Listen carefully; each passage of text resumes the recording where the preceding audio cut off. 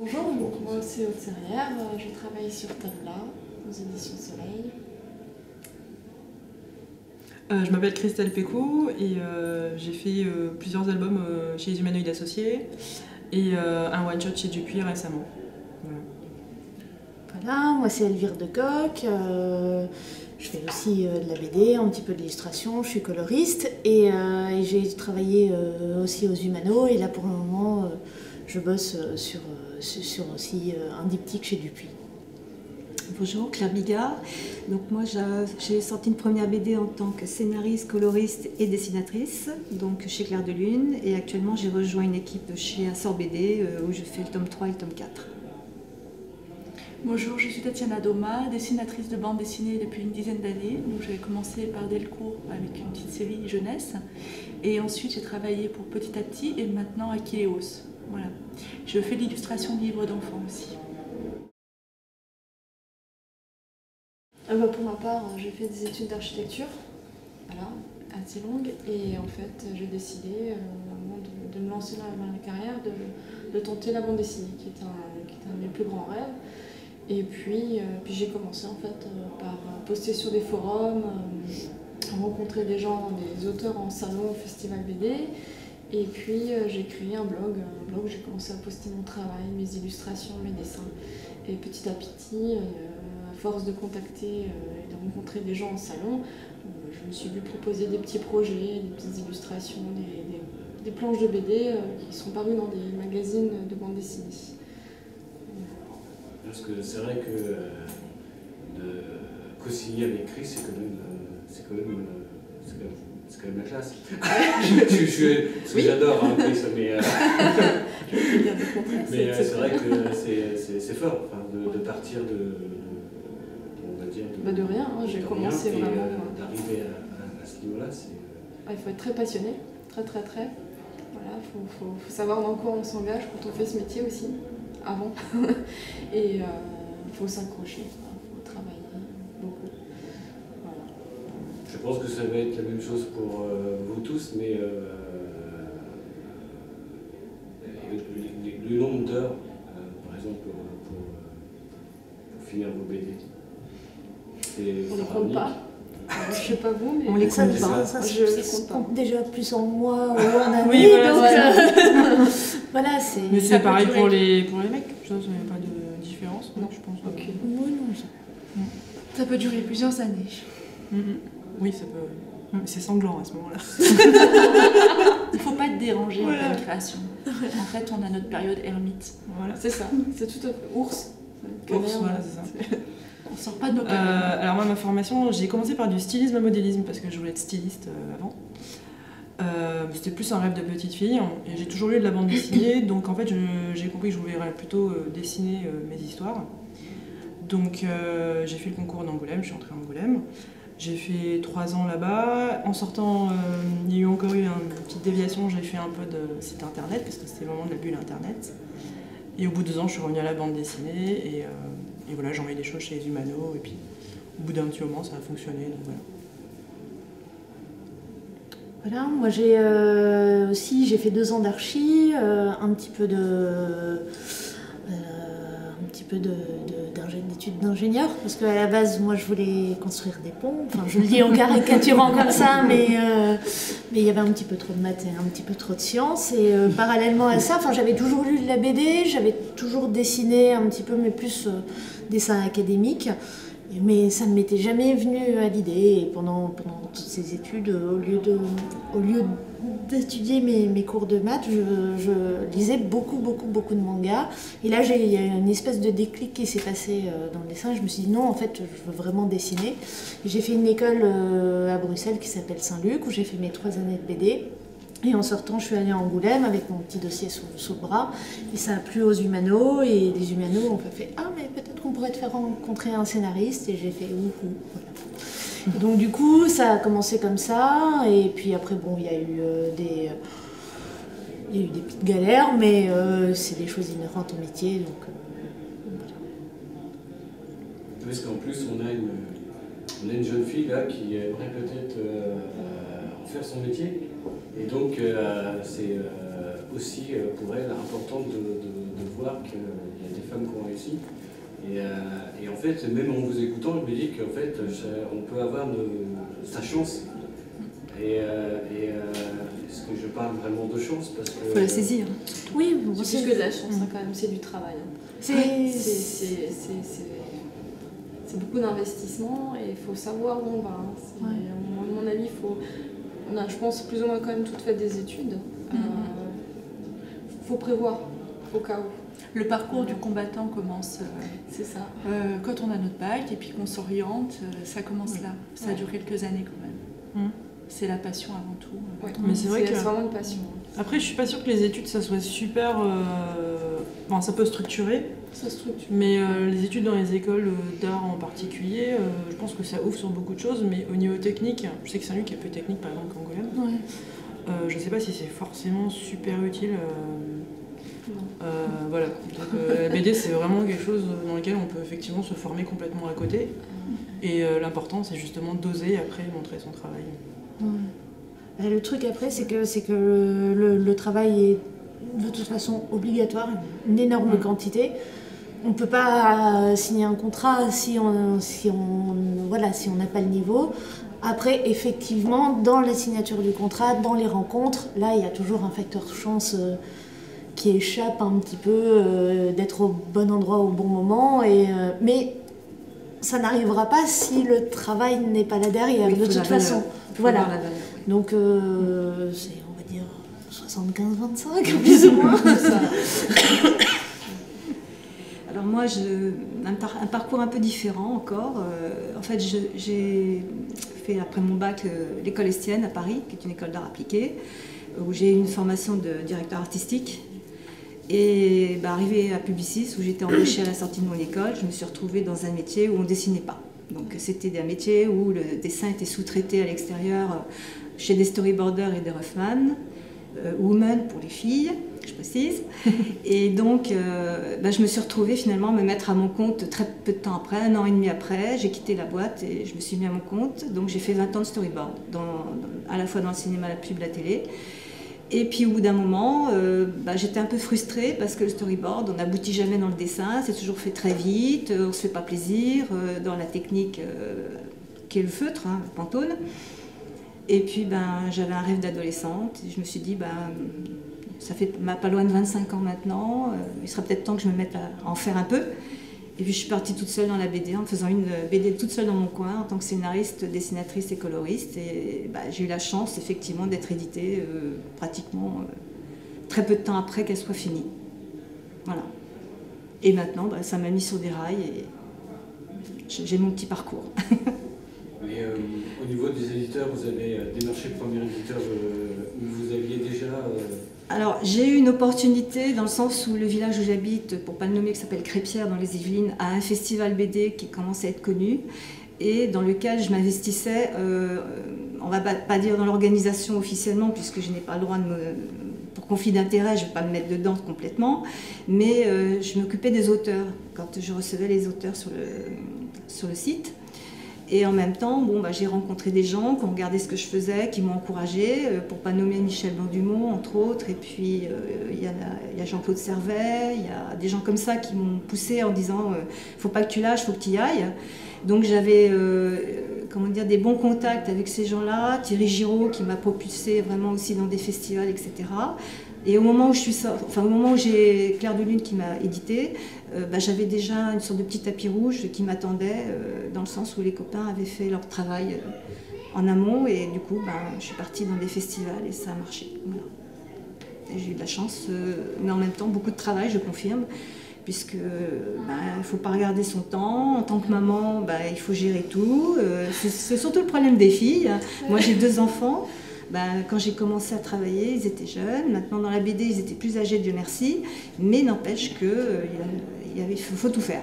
En fait, il faut être polyvalente. Donc, je pense que nous, on a une bonne organisation par rapport aux hommes. Dans le sens... Non, mais je le dis franchement, parce que au moins, on est tout le temps en train d'aller partout, on est sur tous les fronts. On a ce devoir-là, en tout Voilà. cas, c'est un devoir d'être organisé parce que sinon c'est difficile. Il faut qu'on s'organise, tout à fait. Et je pense que ça déteint sur notre façon de travailler et notre façon de gérer la BD et en même temps la vie à côté. Je sais pas quoi ajouter. Non, c'est ton parcours. Oui, non. Ouais, le quotidien de la dessinatrice. Mon parcours, alors moi j'ai eu vraiment de la chance parce que j'étais prête pour...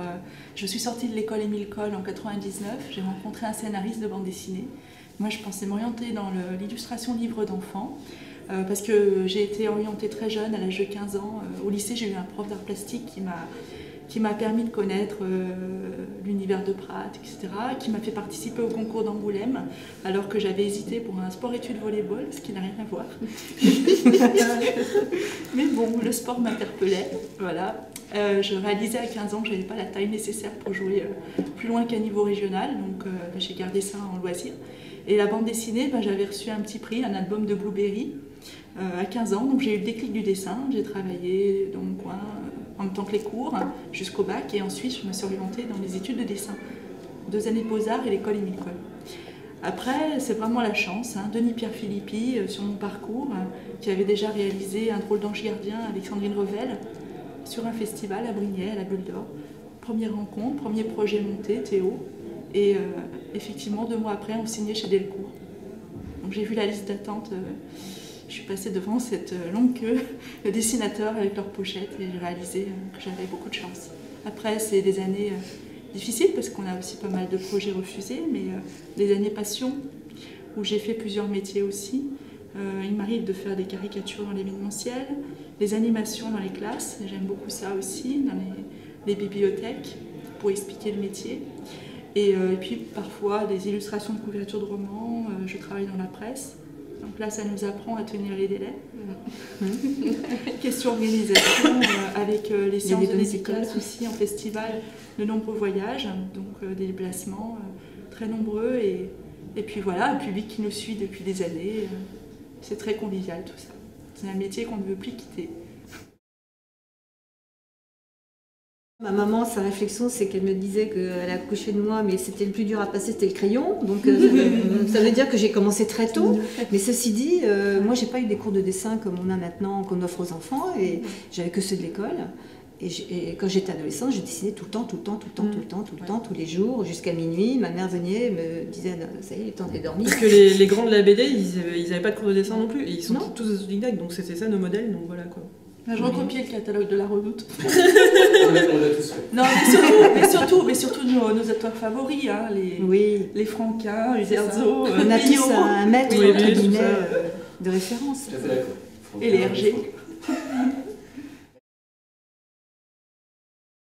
C'est pas une question. C'est une question de notoriété après. C'est ça.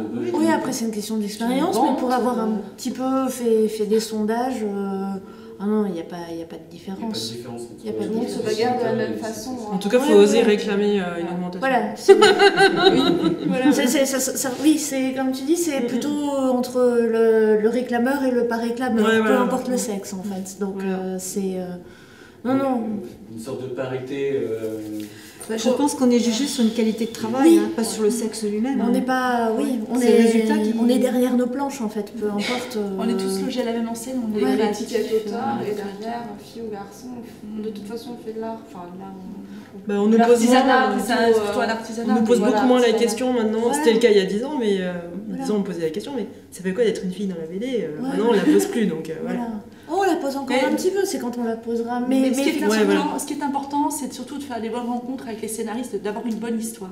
Ou d'être ta propre scénariste. Ou si tu veux, voilà, ça commence. J'ai des envies, moi, de scénariste, c'est encore mieux, je pense. Moi, je ne travaille pas du tout là-dessus. Nous, on y est passé depuis un moment. Voilà, moi aussi. Mais après, moi, en couleur directe, j'ai jamais été très forte. Donc, du coup, le numérique, ça m'a amené vraiment... Alors, moi, je fais le phénomène inverse, en fait. C'est le processus inverse, c'est-à-dire qu'en fait, je travaille sur l'aptitude déjà qu'on a nous, parce qu'on est un sacré ordinateur, mine de rien, et il faudrait peut-être l'explorer. Et moi, je dis que l'ordinateur, après, est un support, est un outil, mais on devrait déjà se former nous-mêmes. Ah oui, non, bien sûr. Voilà, une sensibilité naturelle qui fait que après, quand on a l'outil dans les mains, on ne tâtonne plus, on sait où on va. Et moi, d'ailleurs, je fais des formations pour des entrées de grandes écoles à Paris quand il y a des concours, et je me suis aperçue que l'ordinateur a très peu de part dans le concours lui-même. C'est-à-dire qu'on demande aux gens d'avoir une aptitude naturelle, et on revient même à ce côté self-made, comme on dit. Je crois qu'il y a une grande lassitude aussi par rapport à la technologie dans ces milieux-là. Parce qu'on nous a vanté tous les mérites, que je renie pas, parce que moi-même je suis obligée de passer par des supports à un moment donné pour travailler, mais on est tous un petit peu lobotisés, quoi. Finalement, on sort tous la même chose. En fait, ça peut vite donner des résultats similaires, donc il faut vraiment personnaliser. On perd notre âme. Un gros travail de broche, un gros travail, avec les logiciels comme Painter, il y a un gros travail derrière que chaque dessinateur va faire, parce qu'il va créer ses formes. Voilà, il faut faire un effort personnel pour créer son style. Ou alors il faut aller, moi j'allie les deux maintenant. On peut aussi aller les deux. Traditionnel, numérique, il faut un mix. On peut aller plus loin, c'est comme au cinéma, on peut rajouter des effets spéciaux en fait. C'est là que c'est un vrai régal et qu'on peut aller plus loin, parce que la technique traditionnelle nous permet moins d'erreurs. Mais le hasard fait bien les choses souvent. On récupère des choses. Et après, si on a envie de rajouter, et sans avoir peur de tout gâcher, le résultat final, on va aller beaucoup plus loin, on va pousser. Moi, c'est le film de Pixar, Rebelle, qui m'a donné envie, sur le royaume d'Estompes, d'ajouter des effets de lumière et de retravailler certaines ambiances. Voilà. Après, je pense qu'il y a des choses à trouver. Je te rejoins pour ça, mais je vais juste mettre un petit bémol au niveau technique, parce que, ayant travaillé dans le cinéma, c'est un peu ce qu'on rencontre comme problème à l'heure actuelle d'ailleurs, c'est qu'il ne faut pas que la technologie prenne le pas sur notre propre sensibilité et notre savoir-faire. Et le problème, c'est que, je sais que dans le cinéma, ils sont en train de se faire manger, dans la photo, c'est pareil. Et moi, j'essaie justement, quand je forme des gens, de leur dire, mais attendez, explorez-vous vous-même et utilisez la machine comme un support, mais vraiment, comme tu dis, après, pour partir dans la création et dans des choses qu'on peut effectivement multiplier par 10 les faits, ok. De toute façon, ce qui est clair, c'est que le public il préfère le traditionnel. Généralement, le public que je rencontre, il a une affection toute particulière pour déjà pour le livre, peinture. Déjà pour le livre. Voilà. D'ailleurs, parce que le public qu'on rencontre en général, ce sont un lectorat qui est un peu plus âgé aussi. Donc il y a l'habitude de ça, je pense. Enfin, il me semble. Oh non, même les jeunes. Moi j'ai tout. Moi j'ai tout. Les gens aiment bien le papier. Le contact, le toucher. Et c'est pour ça que moi je suis dubitatrice sur la BD en écran. Pour l'instant, je sais pas. Ça risque d'être intéressant. Mais ça bouge très vite, tout ça. Non, mais je pense que la BD telle qu'elle est actuellement, on peut ne pas être prise et être mis en écran. Oui, voilà. Et après, il va y avoir tout un travail de réflexion. C'est une autre démarche, une autre approche. Ça sera comme le défilement est de toute façon pas pareil, donc il faut déjà revoir la narration en amont et le découpage, tout ça. On va parler en termes techniques. Ça c'est important, tel quel. On va peut-être revenir comme dans la presse aux demi-pages. Oui, aussi. Au format idéal italienne. Peut-être c'est les tablettes. Ça ressemblera plus à du storyboard, effectivement, c'est possible. Mais ça, c'est ou alors des casques qui vont s'animer avec des sons. Une société où on adore customiser, c'est-à-dire qu'après, on pourrait peut-être avoir le choix entre une version crayonnée et une version couleur de sa BD, en faisant juste un clic sur la tablette. Enfin, ça peut arriver à des extrémités comme ça, après Après, c'est le principe un peu des bonus du DVD, quoi. Je pense que effectivement... c'est surtout un outil multimédia. Surtout qu'il faut que ça nous rapporte quelque part. Donc, puis voilà, le financement. On est obligé de mettre des bonus si on veut que. Parce que quand même, on pense c'est quand même la grosse question. Non, mais en ce moment, ce qui fonctionne bien, c'est le moyen de faire découvrir des séries ou des albums sur Internet. On a DigiBD par exemple. On peut feuilleter nos albums en ligne et ça permet de faire découvrir. Il peut y avoir un extrait de 12 pages et l'album papier, il restera. Je pense que c'est pas un souci. Seulement, c'est les tirages qui risquent de changer. Mais bientôt, il y aura des dédicaces numériques et à distance. Parce qu'on me l'a proposé, le salon de BD de Lyon m'en a parlé cette année, à distance. J'allais pas y aller, je n'allais pas me déplacer. Et finalement, de toute façon, on ne peut pas tout gérer. Alors, je n'ai pas répondu oui, mais à l'avenir, c'est quelque chose qui peut aussi arriver. On va être chez soi et on va nous proposer de faire des dédicaces en direct qui vont être transposées sur un écran, sur tel festival, à tel endroit. J'ai travaillé dans une classe cette année, incroyable, donc sur un écran numérique. Et là, il y a C'est vraiment, il y a 6 ans, j'ai tenté l'expérience dans une autre classe, mais là maintenant, on est au point.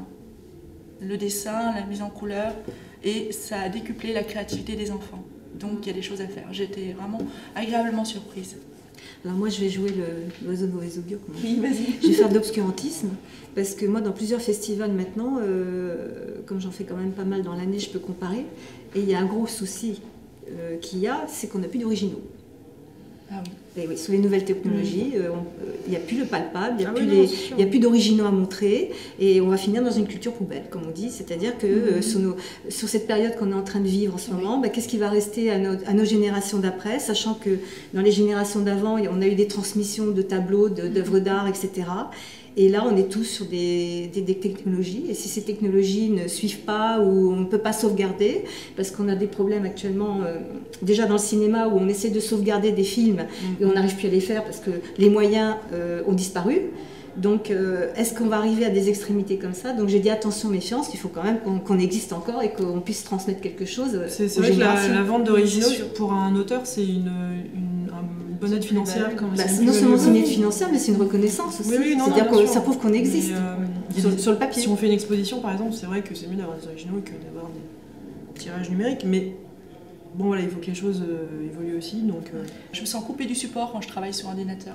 Oui. Il me manque une sensation. C'est très laborieux. Mais en même temps, il y a des fois, enfin, moi je fais dessin crayon et puis mise en couleur à l'ordi, parce que effectivement, j'ai des envies de couleur que l'ordi me permet. Et puis, enfin, mais tu as déjà des traces. Voilà, mais j'ai mon truc. Mais après, des fois, c'est drôle parce que là, pour le moment, tout se mélange. Pour le moment, je fais des mises en couleur pour des vitraux. En fait, je travaille avec un illustrateur qui fait le dessin. Moi, je fais la mise en couleur à l'ordi. Ça nous permet d'aller, venir. Il me dit un peu plus, le travail de coloris, donc c'est chouette. Et donc, en fait, on réalise la maquette et ça va être transposé par un maître verrier. Et c'est vrai que le maître verrier qui avait une vision un petit peu de l'informatique, quand il a vu les sorties, il a fait « mais c'est du traditionnel quand même. Non, c'est de l'ordi » et en fait, il en revenait pas parce que quand même c'est un outil quand on... Oui, là ça reste un outil dans ce cas-là. Voilà. Quand on réfléchit et qu'on a des vraies envies et tout... il nous permet de faire ce qu'on veut, quoi. Mais c'est vrai que moi aussi, des fois, sur ma BD, j'aimerais bien avoir une grande planche à l'aquarelle et tout, mais... C'est vrai qu'il y a des outils comme, je prends l'exemple de Painter, où on peut prendre son papier, on peut choisir le grammage du papier, comment le papier est vu par telle ou telle gouache. Ce logiciel, il est quand même assez bluffant. Ouais. Visuellement, parce qu'en termes de texture, entre le pinceau qu'on a à la main et le pinceau qu'on a sur un écran, c'est juste incomparable. C'est juste incomparable. Donc voilà, c'est super, c'est très avancé comme technologie, on peut faire absolument tout, par contre on ne placera jamais l'émotionnel qu'on a. La sensibilité. En fait, on vit une période de transition, c'est vrai, dans la méthode de travail, et c'est pas facile parce que soit on s'accroche au wagon, et voilà, mais ça évolue tellement vite, en plus c'est cher, il faut quand même s'équiper, se rééquiper tous les 5 ans, c'est pas évident non plus. Et l'arche aussi est chère. C'est la peinture, les pinceaux poils de marbre que tu dois changer, parce que moi je travaille à à l'acrylique. 50 €. Tous les 15 jours, je me rachète des pinceaux poils de marbre, mais je me dis à chaque fois c'était un tel plaisir. Voilà. Mais moi je Ouais, mais enfin, une Cintiq, ça coûte, si tu prends un gros, ça coûte 3 000, quoi. Mais Tu vois, c'est pas pareil, là, quoi, c'est bon, une question, là c'est un autre budget. Après, moi, j'ai développé un contact émotionnel avec ma Cintiq. Donc, ce que je veux dire, c'est que quand je mets en couleur sur ma Cintiq, je m'éclate autant qu'avec un pinceau, quoi. Parce que c'est une question de génération. Qui c'est qui s'est créé une tendinite avec la Cintiq? Voilà, toi aussi, t'en Donc méfiance, les dangers de la Cintiq. Mais c'est vrai qu'elle est attirante. J'ai essayé cet été, on y prend vite goût en fait. Mais c'est vrai que je stresse un petit peu mes camarades d'atelier, parce que quand je suis à la Cintiq, c'est un peu comme si j'étais avec une grosse brosse et de l'acrylique. Je fais tac, et voilà, donc j'ai quand même j'ai un geste qui reste. Tes mines ou tu les as pas encore changé? J'ai tué ma bambou, la mine de ma bambou en 2 mois, Ça quoi. s'use vite. Voilà. donc, Vous avez des Cintiq de quelle taille Moi j'ai une petite. Ah, mais j'ai pas les moyens d'avoir une grande. Voilà. Un 5. Et la question, moi je connais un auteur qui a rayé sa Cintiq à force. Bah oui, mais enfin. Ça se raye? Ah non, moi je tape comme une bête dessus et j'ai pas encore rayé. Bon, bah, Ceci ça dit, date tu d'une peux ancienne mettre. version. Là, on Non, est en délirer sur la technologie là. tu peux mettre un film plastique dessus. D'accord. Non mais c'est pour plus tard, si on s'y met. Moi, très honnêtement, ça m'attire pas. Franchement, bon, je sais que je me débrouille très bien sans. Oui, non, mais... Donc après, c'est une question de choix, c'est une question de ressenti, c'est une question aussi de jusqu'où on va aller, qu'est-ce qu'on veut faire passer. Il y a toute une démarche intellectuelle, je dirais, et je respecte la démarche de tout le monde. Si les gens respectent la mienne, il n'y a pas de problème. Bah oui, non, Tout le monde peut cohabiter. La seule chose que je dis méfiance après sur effectivement ces supports qui vont disparaître et que malheureusement on n'est peut-être pas prêt de revoir, puisqu'une fois qu'on a lâché quelque chose, c'est ce qui se passe en photo pour l'argentique, une fois qu'on commence à lâcher des choses, ces choses-là disparaissant, après on est un peu le bec dans l'eau et on est obligé de se mettre à autre chose. Effectivement, on est obligé de se reconvertir dans des choses qu'on n'aime pas forcément. C'est-à-dire que là, la question c'est de savoir que va devenir la bande dessinée maintenant qu'il y a les tablettes et tout. Moi, quand même, ça me pose. Parce que le public il vieillit, quoi. Le jour où le public sera plus là, il y aura peut-être autre chose qui sera née à la place de la BD, on sait pas. La génération ne vit qu'avec des smartphones, des tablettes et tout ça. Donc, Puis la génération du gratuit en plus. Oui. Alors moi je suis pas d'accord, non, tout de suite je dis non parce que c'est l'éducation des parents. Parce que moi j'ai des petits de 6-7 ans qui viennent à mes cours et dont les parents les emmènent en bibliothèque, qui vont acheter des bouquins avec eux, qui ont une génération de livresque on va dire. Et quand je leur parle de papier, tout ça, ils ne sont pas du tout déphasés, au contraire. La plupart du temps, les enfants, ils ont une feuille de papier, un crayon. Oui, c'est ça, tu sais. Donc je pense que c'est une éducation parentale. Évidemment, si les parents les mettent tout de suite sur un ordinateur pour s'en débarrasser en disant tu t'occupes et puis après il ne se passe rien, on aura des enfants qui seront effectivement à tendance de jeu, à tendance à s'égarer un petit peu dans tout ça. Et qui ne feront pas forcément une recherche ailleurs. Le problème, c'est la recherche du gratuit aussi. Ouais. Pour l'instant, il y a l'école aussi. Grâce à l'école, on va à la médiathèque, les enfants peuvent aller à la rencontre du livre. L'école, comment elle va évoluer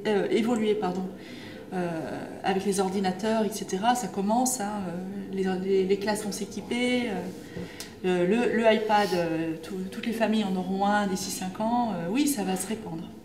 Et on va devoir faire face à ce nouveau média et comment s'organiser, comment... Parce que je pense qu'il y a des pays, les Américains et les Japonais, ils ont un art graphique narratif qui est plus adapté aux tablettes. Nous, c'est moins, je pense. Oui, c'est vrai que le format comics, le format manga peut être facilement adaptable que le format traditionnel. Moi, je pense que c'est qu'une question de temps en réalité. C'est juste que là, c'est très frontal pour ceux qui font de la bande dessinée encore classique. Maintenant, avec les générations, ça va venir au fur et à mesure. On va s'adapter à ces petites tablettes, à ces nouveaux formats. On aura une nouvelle manière de dessiner.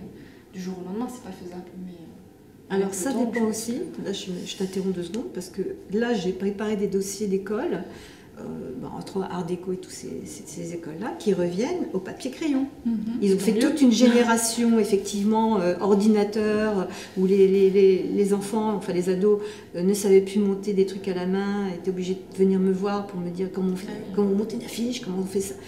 Parce qu'on leur expliquait plus, va voir le logiciel machin. Et ils se sont aperçus qu'il y a toute une génération qui a perdu des bases solides, qui les handicapent maintenant sur la façon de concevoir un projet. Donc il y a des écoles qui sont revenues sur des méthodes traditionnelles, alliant évidemment la technologie, ça n'empêche pas, mais en même temps il faut qu'on fasse cohabiter les deux, c'est-à-dire qu'on est quand même un être humain, on n'est pas un robot, et qu'à un moment donné il faut qu'on ait nos capacités de réaction. Oui, mais il y a quelque chose qui a beaucoup évolué dans le métier, moi ça fait 13 ans que j'ai commencé, c'est la cadence de travail. On était dans un métier très artisanal, maintenant on se réunit un peu plus en équipe, en studio, pour aller plus vite, pour faire un album commercial, oui. Entre 4 et 6 mois maintenant, alors qu'à la base c'était une année. On avait quand même une année pour faire un album. Donc là, effectivement, c'est pour ça qu'on essaie de trouver des solutions à la fois graphiques et technologiques pour être dans les temps. Et l'arrivée du manga sur le marché a ajouté a fait évoluer ça. Les Américains et les Japonais travaillent en équipe. Et voilà, c'est ça. Et le souci, c'est la perte studio artistique. Effectivement, c'est ce que... Il faut savoir ce qu'on veut aussi, hein, parce que c'est pour ça qu'il y a des dessinateurs. ils bossent à la chaîne. Hein. Bien sûr. Oui, Alors qu'on a envie de défendre quand même un métier assez artisanal. Et moi, je suis dans le traditionnel depuis des années et ça me fait énormément plaisir, comme Claire. Je suis satisfaite après d'avoir quelque chose, un produit fait main, quelque chose à montrer. Il y a des expositions, les gens ils apprécient le côté matière, la sensibilité. On a envie de défendre ça. Complètement. Et Déjà pour nos enfants, Mais déjà par contre, pour leur on peut pas montrer toujours- qu'on est capable de faire quelque chose de Voilà. voilà. Mais on ne peut pas toujours déléguer. Par contre, on a tout à faire soi-même, malade ou pas malade. Voilà. On doit avancer. Ça fait partie du métier. Mais, alors que quand on est en studio, bah voilà, l'avantage, c'est qu'on peut faire appel à la collègue qui colorise, etc. Mais c'est de manière On est- on différente, se- oui, c'est le travail. Oui, mais le résultat devient personnel parce que moi je vois certaines BD, pour pas citer d'ailleurs la maison d'édition où je travaille, où il y a une sorte de consortium. Quand on voit qu'il y a 5 auteurs sur la jaquette, tu te dis mais qui c'est qui a fait la BD? Qui c'est qui est le dessinateur? Qui c'est qui a travaillé dessus? En gros, il y a un mélange, il y a un mixte.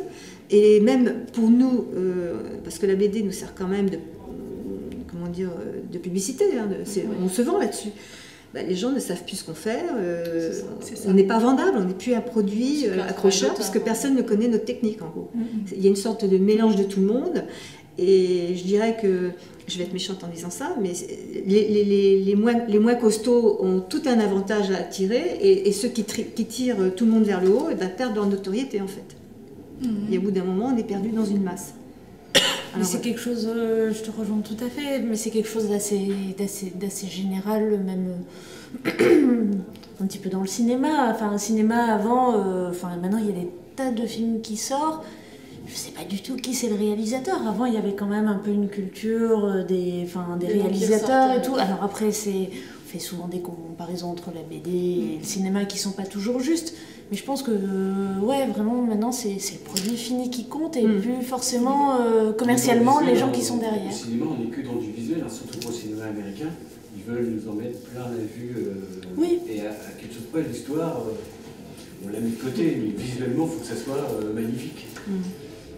Mais bon, je pense que c'est quelque chose d'un peu général et Oui, la mais BD, justement, il faut ouais. se démarquer, il faut Oui, se oui, battre oui. un peu contre ça Tout à pour fait, essayer tout à fait. de rester authentique. D'où l'intérêt de rester dans le traditionnel. Enfin, moi, je pense dans Mais le genre traditionnel. Moi, c'est vrai que j'utilise Sort de la masse. l'ordinateur. Bon, comme je dis, je scanne mes dessins. Oui. Une fois que je scanne Voilà. mes dessins, Oui, je voilà. fais en peinture directe sur l'impression, quoi. Bon, c'est un gain de temps par rapport aux anciennes méthodes où il fallait le bleu pour imprimer, etc. Bon, moi, je saute une étape. J'avoue que c'est très agréable. Maintenant, rien ne m'empêche de travailler à la main et je mets autant de temps finalement que quelqu'un qui travaille sur Et on est aussi dépendante des maisons d'édition, puisque en fait maintenant il y a quasiment plus de maisons d'édition qui acceptent d'imprimer des bleus par exemple. Donc c'est à nous démerder. Voilà, il faut se débrouiller.